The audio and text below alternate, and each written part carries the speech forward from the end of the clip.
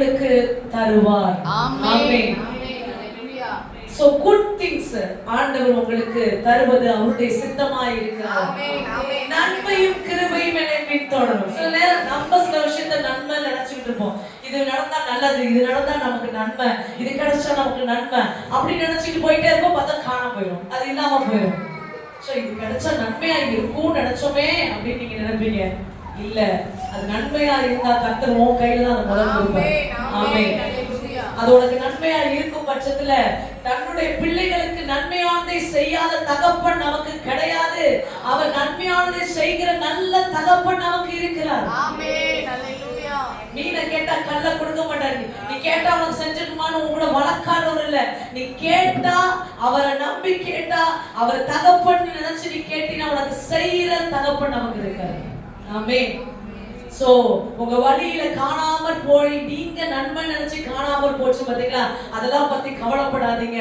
கர்த்தரிடத்துல இருந்து உண்டாகிற ஜோதிகளின் பிதாவிடத்துல உண்டாகிற அந்த நன்மையை நீங்க பெற்றுக்கொள்ள உங்களை நீங்க அர்ப்பணிங்க. ஆமென். ஹல்லேலூயா. பிதாவிடத்துல இருந்து உண்டாகிற நன்மை. ஒரு சீக்ரெட் சொல்ல போறேன், நல்லா கூர்ந்து கொள்ள முடியும். ஹல்லேலூயா. இத நல்லா உங்க மைண்ட்ல ஏத்துங்க. நமக்கு நன்மை இருக்கு, அது இயேசுவின் மூலமாக இயேசுவுக்குள்ள வாழும்போது, இயேசு நமக்குள்ள வாழும்போது மட்டும்தான் அந்த நன்மை நமக்கு கிடைக்கும். ஆமென். அல்லேலூயா.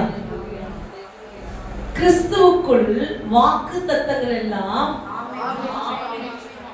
அப்ப கிறிஸ்துவுக்குள்ளதான் அது நமக்குள்ள கிடைக்கும். பிதாவின் நன்மை கிறிஸ்துவுக்குள் நீ வாழும் போதுதான் கிடைக்கும்.